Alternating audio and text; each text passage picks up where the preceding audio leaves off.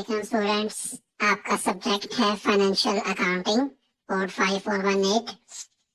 और इससे पहले हम इसके यूनिट 4 तक पढ़ चुके हैं। यूनिट 1 2 3 4 की आप वीडियोस देख चुके हैं। आज हम बात करेंगे, अभी आपके कोर्स बुक आपके सामने डिस्प्ले है, इसके मुताबिक यूनिट 5 है। इसमें हम बात करेंगे accounting for corporations issues of stocks. एक कंपनीज जो स्टॉक्स या शेयर इशू करती हैं, उनकी अकाउंटिंग एंट्रीज कैसे की जाती हैं। तो इस यूनिट के अंदर हम वन बाय वन इनको स्टडी करेंगे। अच्छा, सबसे पहले तो आपके सामने ये चीज क्लियर होनी चाहिए कि company as a form of business क्या होती है और कैसे वो शेयर इशू करती है।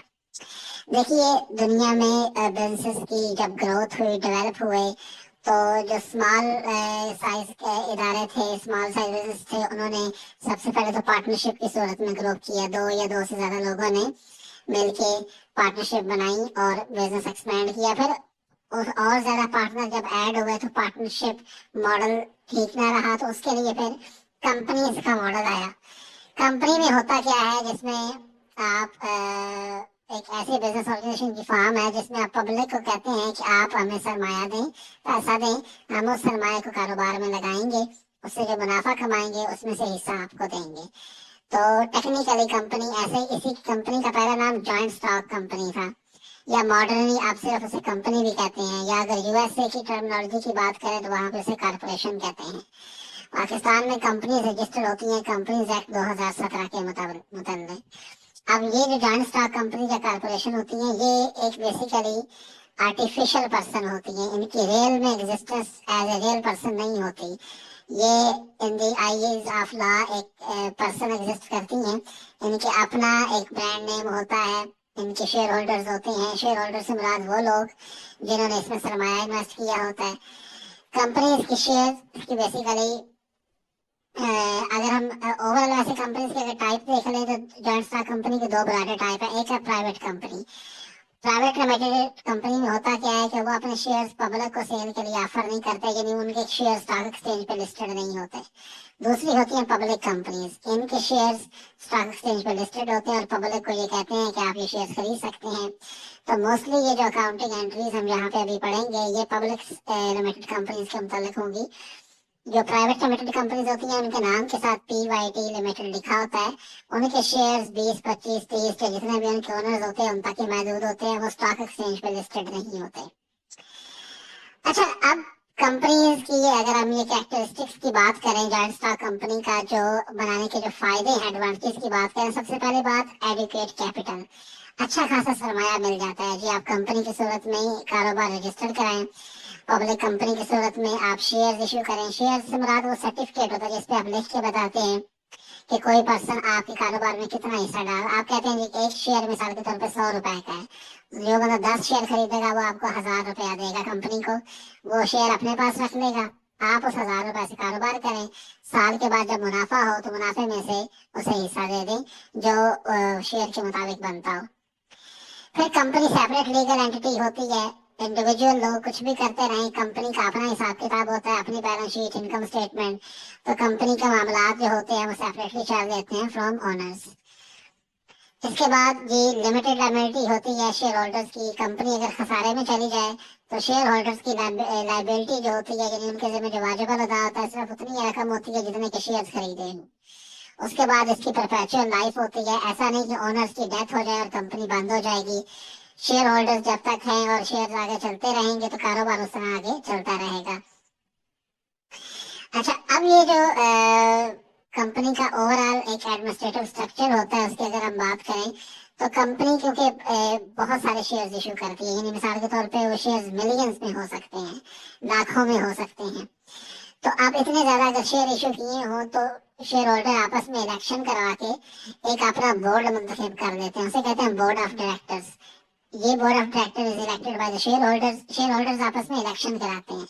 अब मिसाल के तौर पे एक कंपनी कराची स्टॉक एक्सचेंज पे लिस्टेड है और पूरे पाकिस्तान में से तो सपोज 25,000 लोगों ने शेयर खरीदे हुए हैं।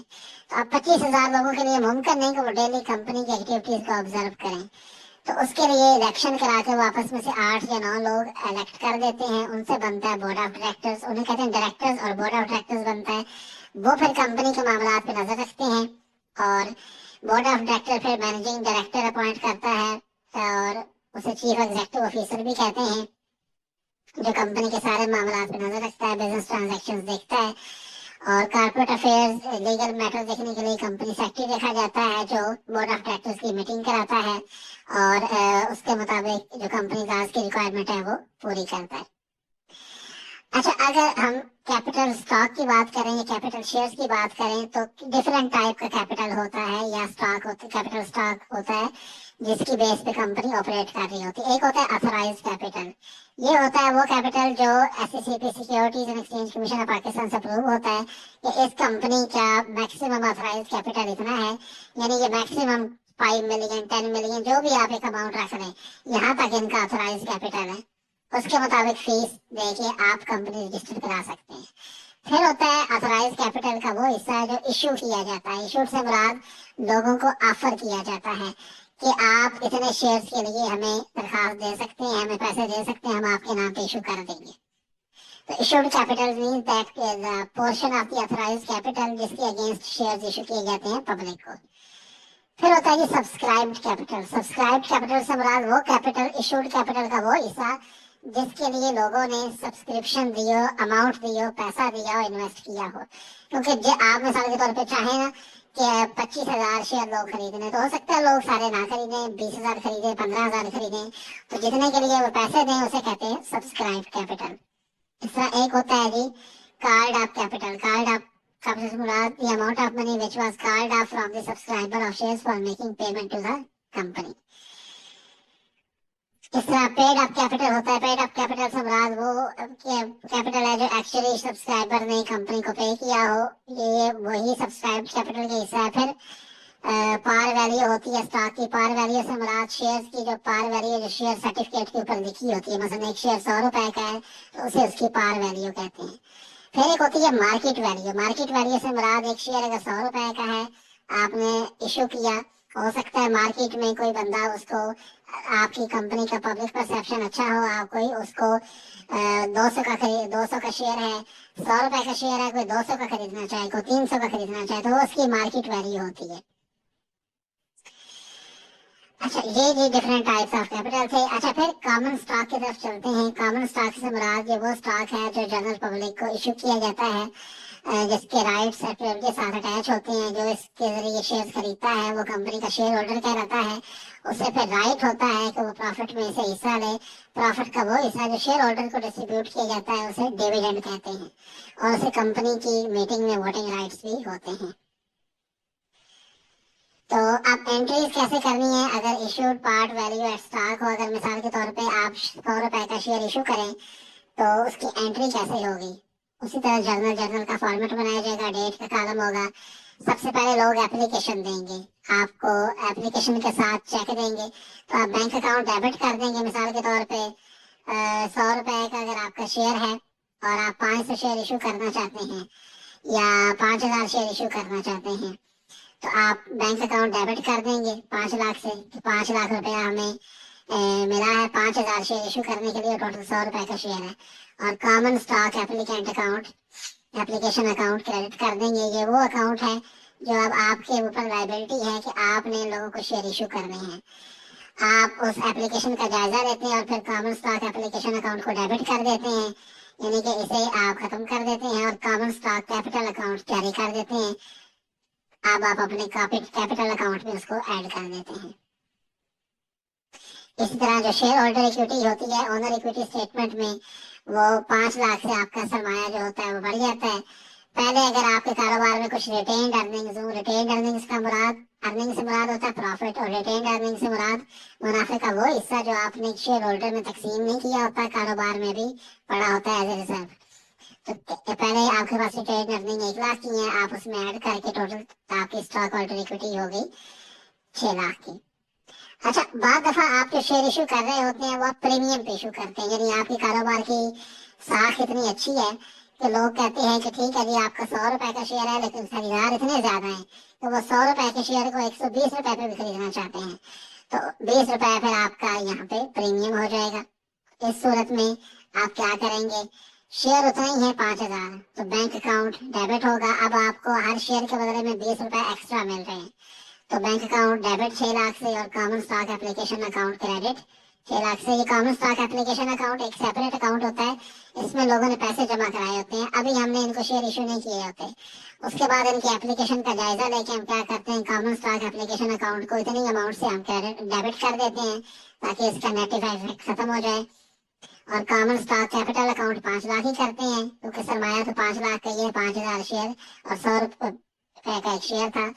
Premium on common stock account वो 1 लाख रुपए का है। 1 लाख रुपया जो है समझे, वो हमें प्रीमियम मिला है, पर शेयर 20 रुपीज हमें एक्स्ट्रा मिले हैं, तो ये हमारी इनकम है। तो जो स्टॉक होल्डर इक्विटी स्टेटमेंट होती है, जैसे मैंने आपको शुरू में बताया था, फाइनेंशियल स्टेटमेंट्स में से एक हम बनाते हैं बैलेंस शीट, जिसे स्टेटमेंट ऑफ फाइनेंशियल पोजीशन कहते हैं। एक होती है इनकम स्टेटमेंट या प्रॉफिट एंड लॉस अकाउंट, तीसरी होती है कैश फ्लो स्टेटमेंट, चौथी होती है स्टॉक होल्डर इक्विटी स्टेटमेंट या स्टेटमेंट ऑफ इक्विटी। उसके अंदर इक्विटी का हम हिसाब रखते हैं। जैसे पहले ये कॉमन स्टॉक इक्विटी थी 5 लाख की, फिर उसमें प्रीमियम 1 लाख का ऐड हुआ है, रिटेन अर्निंग्स भी 1 लाख की पड़ी हुई है, तो total stock holder equity 7 lakh की होगी। अच्छा, बाद दफा आप जो शेयर होता है वो डिस्काउंट पे इशू करते हैं। डिस्काउंट से मुराद ये है कि आपकी कंपनी की ज्यादा अच्छी वैल्यूएशन नहीं है मार्केट में, लोग कहते हैं कि आपका 100 रुपए का शेयर है, हम बमुश्किल इसे 90 रुपए का खरीदना चाहते हैं, तो आप क्या करते हैं, 100 रुपए का शेयर 90 रुपए का दे देते हैं, क्योंकि आपको पैसों की जरूरत होती है। तो इस तरह आप एंट्री करेंगे बैंक अकाउंट डेबिट 450 से, क्योंकि अब आपके 5,000 शेयर हैं और आप 90 रुपए का एक शेयर दे रहे हैं, और कॉमन स्टॉक एप्लीकेशन अकाउंट भी 450 से। उसके बाद जी कॉमन स्टॉक एप्लीकेशन अकाउंट 450 से आप इसको खत्म कर देंगे। अब जितना डिस्काउंट आपने दिया है, 10 रुपए पर शेयर आपने डिस्काउंट दिया है, discount on common stock applicant, क्योंकि 5,000 टोटल शेयर है ना, तो ये बन गया 50,000। अब ये आपका एक्सपेंस है, इसे आप प्रॉफिट एंड लॉस अकाउंट को चार्ज करेंगे। और common stock application account 5 lakh, आपको टोटल जो अमाउंट मिली है उसे या कैपिटल जो है वो आपका 5 लाख ही रहेगा, क्योंकि आपका शेयर टोटल 1 लाख का है। शेयर आपका 100 का है, जो आपने 5,000 शेयर यहाँ पे इशू किए। इसी तरह ओनर इक्विटी स्टेटमेंट जो है वो यहाँ पे इस तरह रिफ्लेक्ट होगी, 5 लाख का आपका कॉमन स्टॉक आ जाएगा। इसमें डिस्काउंट आपने लोगों को दी है 10 रुपए पर शेयर, तो 5,000 शेयर के हिसाब से बनी 50,000। रिटेन अर्निंग 1 लाख की पड़ी हुई है। अब ये जो डिस्काउंट है इसे नेगेटिव में लिखेंगे, क्योंकि ये वो है जो आपका एक्सपेंस है एक्चुअली। तो अब आपकी स्टॉक होल्डर इक्विटी बन गई है 550 की। अच्छा जी, उसके बाद अगर हम बाद दफा फिर issuing stock for non cash asset, बाद दफा होता यह है कि लोग आपके कारोबार में पैसा इन्वेस्ट नहीं करते। वैसे पाकिस्तानी लॉ के मुताबिक तो पैसा ही इन्वेस्ट करना होता है, लेकिन भारत पॉसिबिलिटी के लोग कहते हैं यार हम बिल्डिंग इक्विपमेंट, हम ये चीजें आपके कारोबार में इन्वेस्ट कर देते हैं और हमें इतने शेयर इशू कर दें। तो आप कहते हैं चलो ठीक है, लोग 8 लाख की कोई लैंड आपको दे रहा है, बिल्डिंग 12 मिलियन की है, 8 मिलियन की लैंड थी और इक्विपमेंट 5 मिलियन का है, तो टोटल आपने इसका किया, ये आपने इन्हें जो शेयर इशू कर दिए, 100 रुपए का एक शेयर था, तो आपने इन्हें 2 लाख शेयर इशू कर दिए। 2 लाख शेयर, 10 रुपए 100 रुपए का एक शेयर था, तो 20 लाख से आपका कॉमन स्टॉक 20 मिलियन से आपका कॉमन जो स्टॉक कैपिटल अकाउंट अब क्रेडिट हो गया। अगर आप इसका टोटल करें, ये बन गया 20 एंड 25 मिलियन। 25 मिलियन आपके कारोबार में मार्केट वैल्यू के हिसाब से वो एसेट लेके आए, आपने उन्हें 20 मिलियन के तो शेयर इशू कर दिए। बाकी जो 5 मिलियन है वो प्रीमियम आएगा, इसके प्रीमियम को चार्ज कर देंगे। प्रीमियम से मुराद ये कॉमन स्टॉक जो है ये आपने ज्यादा वैल्यू पे इशू किया है, तो ये प्रीमियम में चला जाएगा। अच्छा जी, उसके बाद डिविडेंड्स की बात करते हैं। ये स्टॉक इश्यूज की हम बात कर रहे हैं। डिविडेंड से मुराद आपके मुनाफे का वो हिस्सा होता है जो आप शेयर होल्डर्स को पेमेंट करते हैं। अब कंपनी की जब साल खत्म होता है तो कंपनी की एक मीटिंग होती है, एनुअल जनरल मीटिंग, उसमें सारे शेयर होल्डर्स आते हैं और बोर्ड ऑफ डायरेक्टर्स जो हैं उनके सामने फाइनेंशियल स्टेटमेंट पहुंच चुकी होती है, वो डिसाइड करते हैं कि मुनाफे का कितना हिस्सा हमने एज ए डिविडेंड पे करना है। तो सबसे पहले डिविडेंड की टाइप है कैश डिविडेंड। कैश डिविडेंड दिया जाता है कि हमारे पास लिक्विड रिसोर्सेज कितने हैं उसके मुताबिक, तो कैश डिविडेंड की एंट्री रिकॉर्ड की जाती है। तो एंट्री इस तरह रिकॉर्ड की जाती है, रिटेन्ड अर्निंग्स अकाउंट डेबिट कर दिया जाता है और डिविडेंड पेएबल अकाउंट क्रेडिट कर दिया जाता है। पेएबल अकाउंट से मुराद कि अभी हमने पे करना है, और रिटेन अर्निंग से मुराद ये मुनाफे का वो हिस्सा है जो आपके पास पड़ा हुआ है। तो डिविडेंड पेएबल अकाउंट डेबिट कर देते हैं, एज ए लाइबिलिटी है ना ये अकाउंट, तो इसको डेबिट कर दिया इसको कम करने के लिए, और बैंक अकाउंट क्रेडिट कर रहे हैं कि चलिए जी अब बैंक के जरिए हम इनको पेमेंट कर रहे हैं। अच्छा, उसके बाद एक होता है इंटरम डिविडेंड। इंटरम डिविडेंड से मुराद वो डिविडेंड है कि अभी साल खत्म नहीं हुआ, लेकिन बोर्ड ऑफ डायरेक्टर्स को पता चला है कि हमारी फाइनेंशियल परफॉर्मेंस बहुत अच्छी रही है, हमें मुनाफा बहुत अच्छा हुआ है, तो उस पर बोर्ड ऑफ डायरेक्टर्स अप्रूवल दे सकते हैं, और अप्रूवल के 45 डेज के अंदर आपने इसको पे करना होता है। अच्छा, फिर एक होता है कि स्टॉक डिविडेंड। स्टॉक डिविडेंड से मुराद कंपनी कहती है कि हम कैश में डिविडेंड नहीं देते, लेकिन हम अपने शेयर होल्डर्स को मजीद शेयर इशू कर देते हैं फ्री में, ताकि हम बजाय कैश डिविडेंड देने के हम स्टॉक डिविडेंड दे देते हैं। तो इसकी भी पॉसिबिलिटी होती है, आप ये भी कर सकते हैं। अच्छा, उस सूरत में फिर एंट्री बनती है रिटेन अर्निंग्स को डेबिट कर दिया जाता है। तो अच्छा, ये जब स्टॉक डिविडेंड इशू किया जाता है तो इसकी परसेंटेज बताइए। देखिए 12% of the outstanding capital stock, जितना ऑलरेडी शेयर इशू किए हुए हैं उसका 12% हम स्टॉक डिविडेंड दे देते हैं। तो रिटेन अर्निंग्स डेबिट की जाती हैं। फिर देखा जाता है कि मार्केट प्राइस शेयर की कितनी है, 140 रुपए है, और टोटल हमने शेयर इशू करने हैं 5,000 ऑलरेडी इशू किए हैं, उसका 12% ले लेंगे 600, तो 600 शेयर और इशू करने हैं। तो 600 को मल्टीप्लाई कर देंगे 140 जो मार्केट प्राइस है शेयर की, तो रिटेन अर्निंग्स डेबिट कर देंगे इस अमाउंट से। कॉमन स्टॉक कैपिटल अकाउंट जो है वो क्रेडिट होगा 60,000 से, क्योंकि एक शेयर वैसे तो है 100 रुपए का ही कंपनी के रिकॉर्ड के मुताबिक, और 600 शेयर हम इशू कर रहे हैं। और paid in capital in excess of par value excess, तो हमने 24,000 पे किया इन दिस केस। थोड़ी सी ये स्टॉक जो कैपिटल स्टॉक इशू किया जाता है डिविडेंड की सूरत में, इसकी थोड़ी सी एंट्री कॉम्प्लेक्स है, इसको आप दोबारा देख लीजिएगा। अच्छा, फिर स्टॉक स्प्लिट्स की भी ऑप्शन होती है, आप अपने बड़े शेयर्स को छोटे शेयर्स में स्प्लिट भी कर सकते हैं, उसकी भी पॉसिबिलिटी होती है। फिर एक होता है जी कॉमन स्टॉक, और अब कुछ होते हैं प्रेफर्ड स्टॉक। प्रेफर्ड स्टॉक एक और टर्मिनोलॉजी है। प्रेफर्ड स्टॉक से मुराद आपके वो शेयर होल्डर होते हैं जिनके पास प्रेफर्ड शेयर होते हैं, जैसे उनके नाम से जाहिर है प्रेफर्ड। प्रेफर्ड का मतलब ये होता है कि आपको जब मुनाफा हो तो आप कॉमन स्टॉक होल्डर को हो सकता है मुनाफे का हिस्सा ना पे करें, लेकिन जिनके पास आपके प्रेफर्ड शेयर होते हैं उनको लाजमी आपने डिविडेंड पे करना होता है, और पहले एग्रीड होते हैं कि मुनाफे का कितना हिस्सा देना है, या प्रेफर्ड स्टॉक जो इशू किए होते हैं उनके नाम के साथ परसेंटेज लिखी होती है। 15% प्रेफर्ड स्टॉक का मतलब है कि आपका शेयर अगर 100 रुपए का है तो आपने साल बाद 100 का 15% हर सूरत उनको डिविडेंड पे करना है, चाहे बाकियों को डिविडेंड मिले या ना मिले। तो ये प्रेफर्ड स्टॉक होता है। इसमें कम्युलेटिव और नॉन कम्युलेटिव भी होते हैं। कम्युलेटिव से मुराद कि जो सालों साल इकट्ठे होते जाए, और नॉन कम्युलेटिव जो हर साल सेपरेटली आप पे करते जाएं।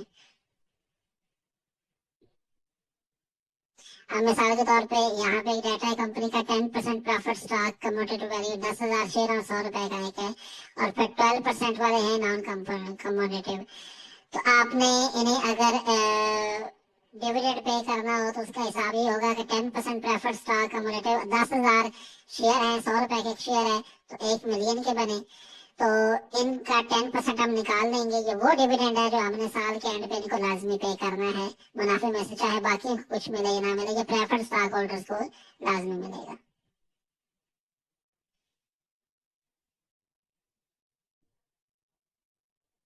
अच्छा, उस पे फिर पार्टिसिपेटिव एंड नॉन पार्टिसिपेटिव भी टाइप्स की बन जाती है प्रेफर्ड स्टॉक होल्डर की। ये आगे थोड़ी सी और कैलकुलेशंस हैं, तो हम इसी पैटर्न पे चलते रहेंगे।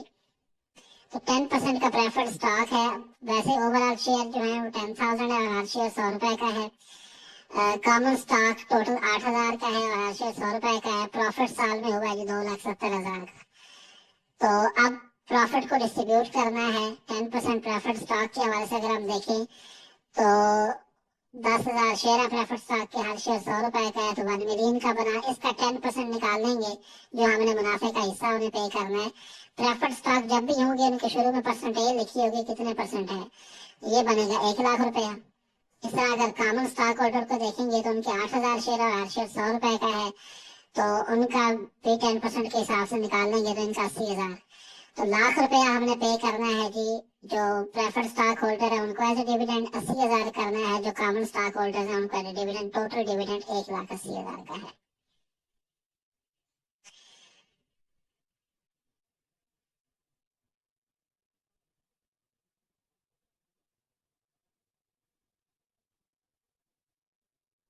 अच्छा जी, उसके बाद कन्वर्टेबल प्रेफर्ड स्टॉक होते हैं, यही जिन्हें कॉमन स्टॉक में कन्वर्ट किया जाए। उसके बाद रिडीमेबल होते हैं, जिनको कुछ अर्से बाद रिडीम करके कंपनी कहती है कि आप हमारे प्रेफर्ड स्टॉक के शेयर हमें वापस कर दें, उसके बदले में अपने पैसे ले लें।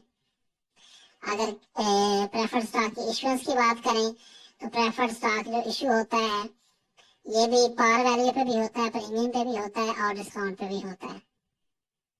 जैसे यहाँ पे लिखा हुआ issued 4,015% preferred stock of ₹100 each at par. इसका मतलब ये है कि 4,000 शेयर इशू किए गए हैं प्रेफर्ड स्टॉक के। 15% उन पे रेट ऑफ प्रॉफिट होगा और हर शेयर की वैल्यू ₹100 है।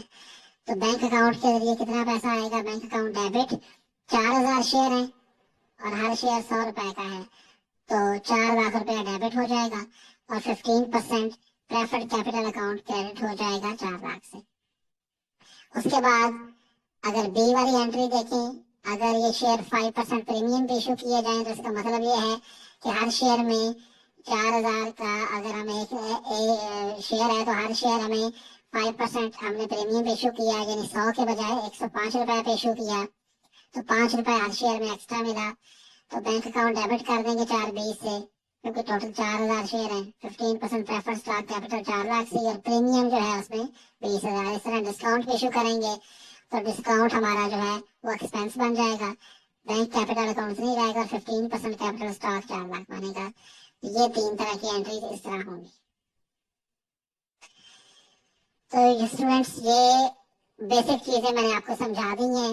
इस यूनिट के अंदर जो काम था, जो एंट्रीज करनी है, आप प्रैक्टिकल क्वेश्चन एक कर देते हैं ताकि आपको पता चले कि पेपर पॉइंट ऑफ व्यू से इस चीज को कैसे अटेम्प्ट करना है। तो अगर हम प्रॉब्लम, डेमोन्स्ट्रेटिव प्रॉब्लम देखें, प्रॉब्लम 5.1 है, मॉडर्न टेक्नोलॉजी कंपनी है, तो उन्होंने कॉमन स्टॉक में ₹10 का एक शेयर है और 5,00,000 शेयर है उनके पास, और प्रेफर्ड स्टॉक 10% के हिसाब से है, जो एक शेयर ₹50 का है और टोटल 2,00,000 शेयर है। अच्छा, अब कंपनी ने जो शेयर इशू किया वो इस हिसाब से है। अब हमने करना क्या है? जर्नल एंट्रीज पास करनी है। उस क्वेश्चन की रिक्वायरमेंट देखें, फिर बैलेंस शीट चेक स्टेट पेश करना है और नेसेसरी एंट्रीज करनी है डिविडेंड के लिए। अच्छा, सबसे पहले 10/9/2018 को 50,000 कॉमन स्टॉक का शेयर इशू किया गया है ₹10 ईच पे। तो इसकी जर्नल एंट्री वैसे ही करनी है जैसे हमने पीछे पढ़ी। 50,000 कॉमन स्टॉक शेयर है और ₹10 का एक है, तो 10 को इससे मल्टीप्लाई करेंगे, ये बना 5,00,000। तो हमने इसकी एंट्री कैसे करनी है? नेक्स्ट पेज पे इसका सोल्यूशन मौजूद है। पहले डेट का कॉलम लिखेंगे, हम लिखेंगे बैंक अकाउंट डेबिट 5,00,000 से और common stock capital account credit 5,00,000 से। ठीक है, तो ये हमने एंट्री इसकी कर देनी है। ये दो कॉलम हमने डेबिट और क्रेडिट के लिए बना दिए। जो दूसरी एंट्री यहाँ पे दी हुई है वो है जी 20 तारीख की, 40,000 common stock at ₹12 each. 40,000 common stock के शेयर इशू किए गए हैं, ₹12 का एक शेयर है। तो क्या करेंगे? बैंक अकाउंट डेबिट कर देंगे 40,000 इंटू 12। कॉमन स्टॉक कैपिटल 4,00,000 से रहेगा क्योंकि एक शेयर वैसे है ₹10 का, लेकिन अभी इशू ₹12 पे किया गया है। तो एक शेयर के बदले में जो प्रीमियम मिला है वो यहाँ पे हो गया premium on common capital stock, क्योंकि वैसे शेयर ₹10 का, इशू 12 पे किया गया है, तो ₹2 पर शेयर जो एक्स्ट्रा कमाए हैं उसे प्रीमियम में हम चार्ज कर देंगे, ये इनकम होगी। अच्छा, उसके बाद भी है तीसरी एंट्री 15/9 की, 20,000 कॉमन स्टॉक एट ₹9 ईच। इसका मतलब ये है कि ये शेयर डिस्काउंट पे इशू किए गए हैं, 20,000 शेयर इशू किए गए हैं। बैंक अकाउंट डेबिट कर देंगे मल्टीप्लाई बाय द अमाउंट जिससे इशू किए गए हैं। फिर discount on capital, common stock capital 20,000 की डिस्काउंट है और उसके बाद कॉमन स्टॉक कैपिटल है जी 2,00,000 का। तो बिल्कुल उसी तरह की एंट्रीज हैं जो पहले हमने पढ़ी। डिस्काउंट को यहाँ पे एक्सपेंस बना देंगे जैसे ऊपर प्रीमियम को हमने एज इनकम किया है। फिर है जी 40,000 शेयर्स हैं जो 10% प्रेफर्ड स्टॉक है, 60 रुपए के हिसाब से इशू किया गया है। तो हम 40,000 शेयर्स हैं, तो क्या करेंगे, बैंक अकाउंट डेबिट कर दिया, 40,000 इंटू 60, 2,40,000 या 24 लाख आ गया। और 10% प्रेफर्ड कैपिटल स्टॉक है, ये आ गया 2 मिलियन से। और प्रीमियम इस पे कितना है, 4 लाख। 4 लाख कैसे है, अगर आप पीछे डाटा देखें तो इस डाटा में बताया गया है कि प्रेफर्ड स्टॉक की वैल्यू वैसे 50 है, जबकि यहाँ पे इशू कितने पे किया जा रहा है, 60 पे। तो 10 रुपए हर शेयर के हिसाब से ज्यादा वैल्यू ली जा रही है। तो 40,000 शेयर हैं, 40,000 को 10 से मल्टीप्लाई करेंगे तो वो प्रीमियम की वैल्यू आ जाएगी।